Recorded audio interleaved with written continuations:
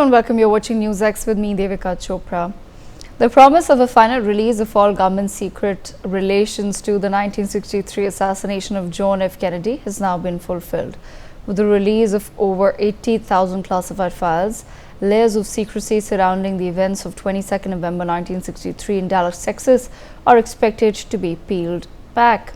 One of the most shocking revelations is the suggestion of CIA involvement in the lead up to Kennedy's assassination. Newly declassified memo from November 1963 reveals how a CIA officer expressed alarm over Lee Oswald's activities, including the fact that he visited the Soviet and Cuban embassies in Mexico City weeks before Kennedy's assassination. However, the higher-up authorities did not pay heed. Not only that, there is evidence that supports the theory that there was perhaps a second shooter, something that has long been debated. According to documents, a shot may have come from the grassy knoll, which is an elevated area ahead of where John F. Kennedy's motorcade was traveling. Transcripts of wiretaps suggest that there could have been involvement of organized crime in the assassination plot. One of the documents even suggests that Chicago mob bosses trained Cuban militiamen, as uncovered by ABC 7 Chicago.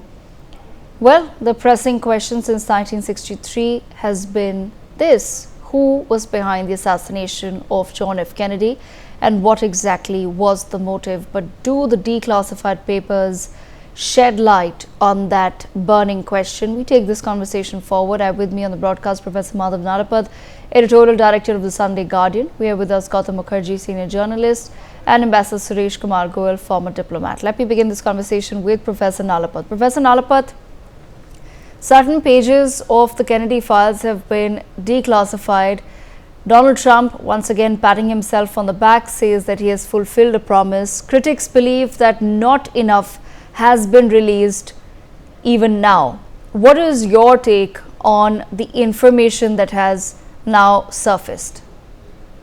First of all, Devika, as from the media, we must welcome transparency, and I particularly congratulate Newsx for highlighting the JFK assassination. Why? Because for such a long time it was covered up, and covered up, as you correctly said, because of the involvement of official US agencies at that point in time. Cuba was a happy hunting ground for both the mafia as well as the CIA, and very frankly, there was this Bay of Pigs operation which was launched by the CIA. It failed miserably, and then there was immediate pressure on Kennedy, John F. Kennedy, to order a full-scale US invasion of Cuba. Kennedy refused. He was again asked later on to order an invasion of Laos. He refused. And very significantly, Devika, the fact of the matter is, a short while before he was shot, he was killed, he basically gave a presidential order asking that US troops, at that time there were only military advisors, there were no combat troops as such, a very small mission, all of them should be withdrawn from Vietnam. And lo and behold, he is killed, and he is replaced by Lyndon Baines Johnson, who immediately orders ultimately hundreds of thousands, about more than 600,000 US soldiers into Vietnam, and created the tragedy of Vietnam. Devika, I want to point out why this is significant. It's not only because Kennedy was a man of peace. RFK Jr., Robert F. Kennedy Jr., he was also shot mysteriously, and Kennedy Jr. was basically, he was about to defeat Lyndon Johnson in the Democratic Party primaries. He would have been the presidential candidate and the president, but he was killed and Johnson escaped, and he went on to win a second term, and of course he continued this horrible war. And then we have Martin Luther King. All three have been released, and Martin Luther King the Edgar Hoover, the FBI was very much opposed to him. In the case of RFK and JFK, it was CIA as well, apart from the FBI. And the reason for that was that Martin Luther King Jr., when you look at the crowds he had gathered, more than half were white people. And this alarmed Hoover. He said, my God, we whites are getting basically charmed by, I mean, he used the word I'm not going to use, but what it means is a very pejorative term for black people. And he was very upset about that. So the fact is, King, a fighter for peace, RFK Jr., who wanted peace and who would have beaten Lyndon Baines Johnson had he survived, but he was killed during the Democratic Party primaries, where he did very well. And JFK, three people of peace. And now you understand what Dwight Eisenhower meant by the military-industrial complex. Eisenhower was no pacifist. He was the commander of all Allied forces in Europe in the Second World War, and he coined the term military-industrial complex. Well, these files show that that particular complex is basically, wanted to continue to have a war. And you're seeing that in Ukraine now, where frankly there are certain forces that want this war to continue. And they're there in Europe, they're there in the US, and Donald Trump is a man of peace. Now in Ukraine, he seems to have gone into a U-turn. If he goes back to the original policies he pursued of a détente with Russia, then it is a very important development, because in the global geopolitics of today, in Cold War 2.0, it's between the US and China. And if you wean the Russia away and make it, if not a friendly country, a neutral country, you've been doing a great service to peace, because then the Chinese will be too terrified, will be deterred from launching a war, including over Taiwan. So there's a lot at stake. There's a lot behind these mysteries, and I would like to say that you should see a film on the JFK assassination in which the second shooter was clearly identified. There was a chap called, I think, Abraham something or the other, and two or three other witnesses who saw, and they were all covered up by the Warren Commission report. Everything was covered up, and he was a lone shooter. He was not a lone shooter.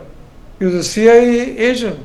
He was a plant in Cuba, a double agent, and warnings had been given about him and about his unstable nature and how he had, he has possibly even about the assassination, and those warnings went unheeded. So Devika, it's a story which is now finally coming to light, and because it is coming to light, now I can only say I congratulate Newsx for having basically flagged this issue. It's of extreme importance in a world where peace is so elusive, and yet peace is what humankind deserves and humankind wants. Thank you, Devika. Okay, I want to bring in Ambassador Suresh Kumar Goyal into the conversation as well. So, Ambassador Goyal, what have you made so far of some of the details that have come out? Has enough been released in this particular tranche, or are we expecting more and more details to come out, and will Donald Trump really declassify each and every page? Devika, I really don't know what to think. Frankly speaking, from whatever little I have read of the files which have been declassified, while it continues to nurture the suspicions, it continues to encourage the same kind of speculations about Oswald, about JFK, etc. Frankly speaking, from what I have read of those times, both about John F. Kennedy as a person, and from what I've read about what was happening at that time in Indochina or in Cuba, etc., the Cold War, It's all a big muddle and very romantic, I would say, if I can say so.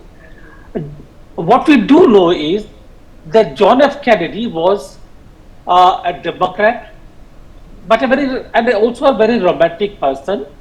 He had very romantic notions about the world peace, the role being played in that peace by Soviet Union, the Bay of Pigs, and how the nuclear weapons could play a role in enforcing the US role in that thing. Now, all that has become part of the public folklore. I have read a little bit about not just what is actually publicly known, but also the role played by the USA and the Soviet Union and China at that time in the Indo-China wars. And frankly, from what I see happening, everybody was at loggerheads with each other. India was the chairman of the International Supervisory Commission, tried to play a role to bring everyone together. There was Poland, there was Russia, sorry, Soviet Union, and they were basically all trying to see about Indochina purely in terms of their own power play. All of them, Soviet Union working against China and USA, China looking at Soviet Union as the villain of the peace, all kinds of things. Uh, Therefore, I will put it simply like this. Those were difficult times. CIA and KGB were playing a more than proportionate role. When I say proportionate, I don't mean proportionate to each other, but more than proportionate to the political powers. Uh, in the case of Soviet Union, the General Secretary was also the head of the KGB. I mean, he commanded the KGB, even if he was not the head of the KGB. But there was a very strong system for General Secretary to keep everything under control. And therefore, you didn't have the kind of phenomenon that was taking place in the United Kingdom or in the USA, where CIA and the MI6 were actually playing a completely under the surface role, of which sometimes even the political masters didn't know. I'm saying this all really simply because even after we read the papers, the files, frankly, it is such a huge file. There are so many files. I don't think that I will ever be able to go through all the papers.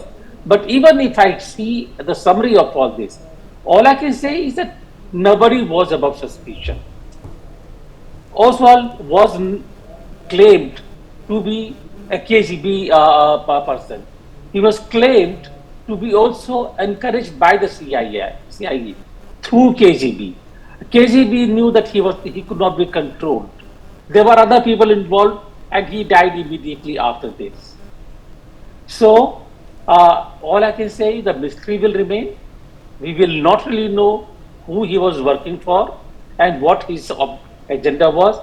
All we know is that assassination of John F. Kennedy was the worst and the most important political event of that time, which did not only actually made the situation worse, but it made the Cold War scenario worse than even the Bay of Pigs.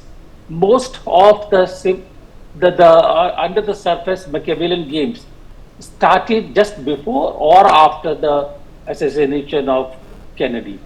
It became very, very bad, really, when nobody could trust each other. So I will just leave it there. I don't know. Hopefully, I will manage to go through the papers. But all I can say is nobody will ever know the truth. It will remain a mystery even after the papers have been brought to public. And I don't think we will ever know who was to be actually accused or blamed for what happened to Kennedy. Okay, I want to bring in Gautam Mukherjee into the conversation. Gautam Mukherjee, if the release of the JFK files is now bringing about more questions than answers, what do you think Donald Trump has truly achieved by releasing the papers or by fulfilling that promise of releasing the files or a part of those or a part of them? Well, it has, Devika, been a mystery, continues to be a mystery, but there are several threads which are credible. That there was, without a doubt, a conspiracy beyond the Warren Commission's lone shooter hypotheses that finally was accepted by the government, and the matter was laid to rest. We see the antecedents of the shooter from the grassy knoll. We see the antecedents of Jack Ruby, who was a mafia person and ran a nightclub. And we see Oswald, who had a Russian wife and was in some part of his life in Russia, was a sharpshooter. So you've got several elements. You also have the FBI and the CIA involved. So John F. Kennedy made powerful enemies, and there are a lot of people who benefited out of his departure, as they did when his brother was killed a couple of years later. And it is a whole side of the Democratic Party that was, and a promise that was wiped out. Some years later, the son died. JFK's son died in a plane crash. So this goes on. RFK Jr. is now part of the Trump administration. And part of the motive that Trump may have had to release these papers may have come from requests from RFK Jr., who wanted all this out in the open so that researchers could make greater sense based on what is now released and in addition to what was given out before. There is, a great divide between what the public knows and what was going on in the corridors of government, and that is true of most countries, and it is true of the United States. That it happened at a tumultuous time then, well, I think all times are tumultuous in one way or the other, and there are a lot of events in hindsight that one can connect to say, well, this is how the march of history happened. However, I think it's good on Trump's part to be done with it. It's a mystery very similar to our Netaji mystery. It's better to have the papers out there and let the researchers make of it what they will. Okay. I want to bring Professor Nalapad back into the conversation. Professor Nalapad, your thoughts on the same, that if today there are more questions than answers that come up as far as the new release of the papers is concerned, what do you think Donald Trump has truly been able to achieve, and what is the larger message that he's been able to send out? Well, Devika, I would respectfully disagree that there's been no advantage. The fact is that it's a trove of material linking these three murders, and it's not accidental. And I think Gautam is absolutely right. It's probably RFK Jr. who basically requested the president to do this, and Trump himself is a man who favors peace. You've seen that, for example, throughout. He's made it very clear. He signed, in fact, he got his Secretary of State to sign an accord with the Taliban. And that accord was the excuse that Joe Biden used to completely withdraw from the Taliban, although Trump later said he wanted to keep Bagram. Well, everything was left behind. So I would only like to say that if you look at the main characters in the film, there's very little doubt, frankly, that there was a second shooter, given the angle of the shot that entered the brain and exited entered here and exited the skull and completely blew out the brains of, I'm sorry to say, John F. Kennedy. and it was behind the ear. Now, how does a shooter from the book depository, Dallas Book Depository, aim his fire so that the bullet curves around and comes there? No way. They had to be. But the Warren Commission obviously believed that matters of state were important. And I'm sorry to say, Devika, that a lot of governments in the US kept this excuse of national security and matters of state to keep things away from the people. And as far as the CIA is concerned, Richard Nixon himself, when he was on the verge of being impeached, he threatened to basically expose the Bay of Pigs fiasco, and that antagonized Allen Dulles and all the CIA people very, very much. What was it that antagonized them? What was it that President Nixon had access to, but he knew the American people did not? And what if he had Nixon had blurted out what happened? As this Nixon went quietly.